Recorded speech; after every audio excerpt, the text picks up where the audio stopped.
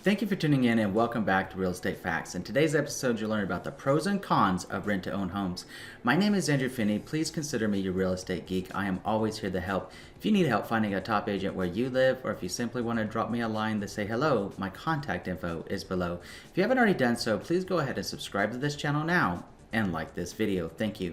To get the most out of this video, you'll want to watch it from start to finish. We'll be talking about how the rent-to-own process works, the pros and cons of rent-to-own homes, how a typical lease-to-own agreement works, things to do before signing the contract, and things to be aware of, especially when it comes to repairs, plus so much more. So let's go ahead and get the process started with why do people choose to find rent-to-own homes.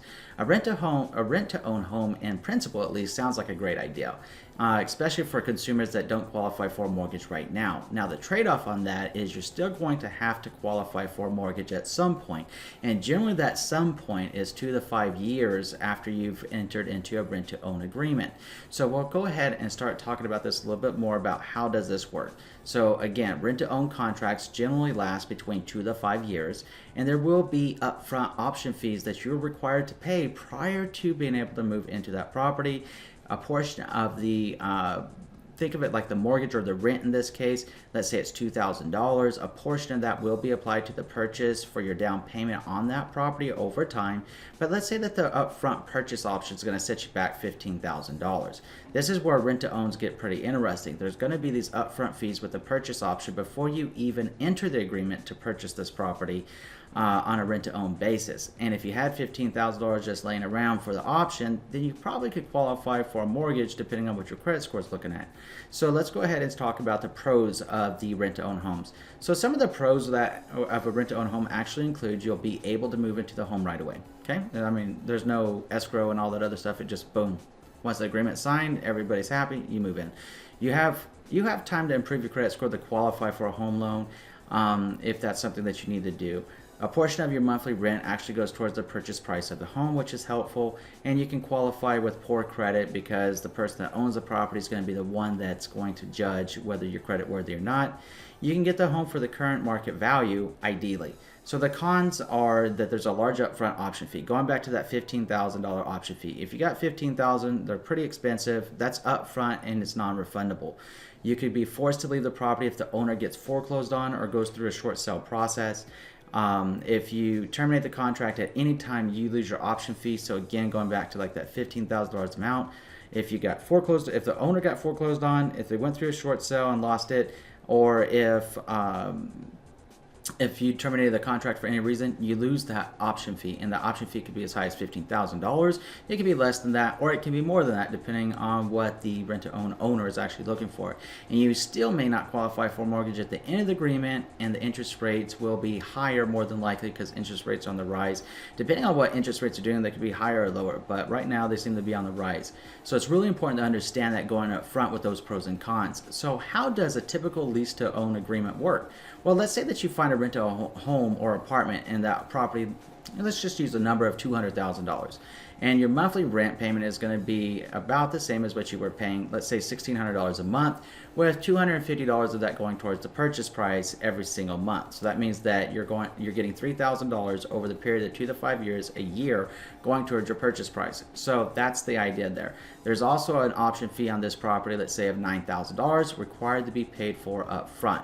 The owner financing may be a good idea if you like the credit to get approved for a mortgage. At the same time, there are many mortgage programs, from down payment assistance to Home is Possible, FHA loans, VA loans, USDA loans, 1% and 3% down conventional loans that you might be able to qualify for a mortgage. Now, that would actually be in your best interest for so many different reasons, but today's video is about giving you the scoop on the pros and cons to help you make the best decision possible on rent-to-own homes. So things that you should do before you sign a contract on a rent-to-own home. Before you sign any kind of seller financing or rent-to-own agreement, these are the things that you want to consider. Beware of any property that is in need of repairs. Get a home inspection before signing any agreement. The third thing you want to do is ask for a copy of a certified home appraisal. You want to make sure that whatever you're agreeing to as the purchase price of that property, that it's in keeping with what the actual appraised value of that property is. Keep in mind that whenever you do qualify for the mortgage to go ahead and buy that rent-to-own property, you cannot get more loan than the appraised value of a property. So it's pretty important to know that. Make sure you can qualify for a home loan in the very, very near future, in 2 years or less ideally. Have a real estate agent or lawyer review the contract. In this case, as a trusted real estate advisor, I'm going to highly recommend that you have a real estate attorney review that contract and explain the options to you to make sure that you're crystal clear on what you're agreeing to. Negotiate a lower option fee and rent payment if you can. Main reason here that you want to negotiate the lower option fee is because, again, if that property gets foreclosed on, if there's a short sale issue and you can't win that bid or get the bank to accept your offer on that property, or you can't qualify a mortgage, you lose that option fee altogether. It's non-refundable. And that's pretty scary because $9,000, $15,000, $20,000, whatever the case may be, is a huge amount of money, especially when we're talking about trying to be able to buy a home. So the next thing that you want to be aware of is to be very, very, very leery of any home that is in need of repairs, mainly because you want to make sure the owner fixes them. If the owner's not willing to fix the property and make the necessary repairs, then you should probably just walk away and do one of two things. Either wait it out until you can get approved for a mortgage, or find yourself another rent-to-own property, okay? So be aware of scams because, sometimes this does, unfortunately, it does happen where people will say they own a property and maybe they do or maybe they don't, but they'll try to rent-to-own it to somebody because they want that option fee. And that option fee is non-refundable, and then they can pull out and go somewhere else. So you want to do some due diligence on the person that is saying they're a rent-to-own person. You want to make sure they're solid. It goes back to talking to a trusted real estate advisor in your area. It also goes back to talking to a real estate attorney, even hopping on Google and just typing the name of the owner, typing in the property address, and finding out as much information as you can go a long way. You'll still want to get a home inspection on that property and ask the rent-to-own seller to go ahead and make the repairs on there. You want their appraisal to make sure that everything checks out on the valuation of it. Going back to research again, Google it. You also want to know if there's any HOA fees on it, if there's any property liens. If you do have HOA dues, is the seller, the current owner of that property, current on their HOA dues? What kind of property liens might they have on that property? Are there any issues with utility liens, like from the trash, the sewer, electric, anything like that that could be an issue for you? You need to know all of this information up front. That's why you need to get yourself a great real estate attorney to assist you with this. And then you're still going to have to qualify for a mortgage. So you need to get in touch with a great local loan officer and ask them their opinion about how rent-to-owns work in your current marketplace and any suggestions that they may have to assist you.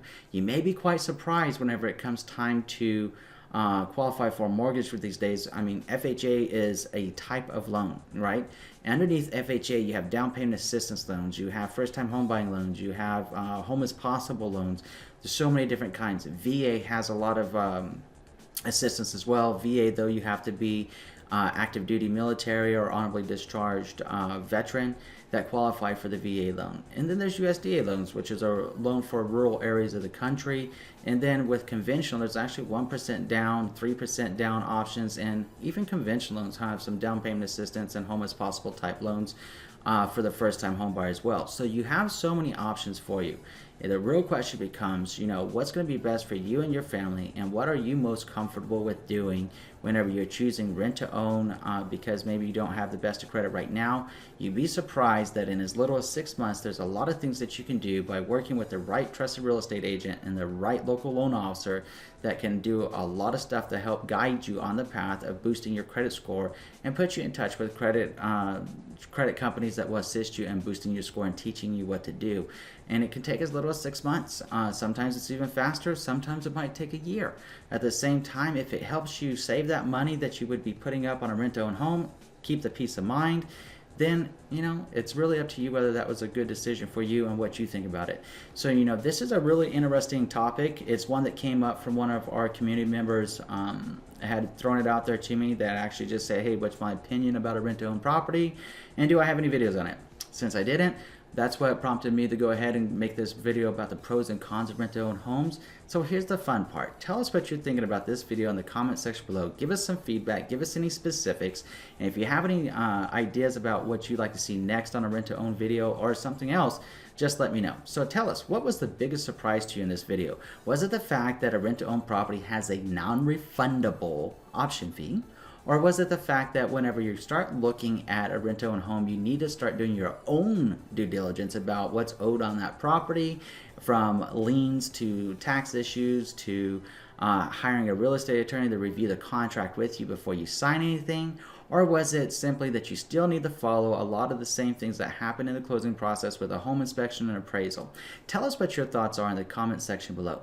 Now, I'm going to put my contact information up. If you have any questions, or if you need help finding a top agent where you live, or simply want to drop me a line and say hello, my contact information is right on the screen, and I'm loving to hear from you. So if you haven't already done so, I'm going to ask you to do 3 things. Number 1, please subscribe to this channel. Number 2, please like this video. And number 3, please share this video around with someone you know it's going to be able to help. Thank you so much for watching today. In between now and next time, I'm wishing you and yours a lifetime full of love, wealth, abundance, and happiness. Talk to you soon.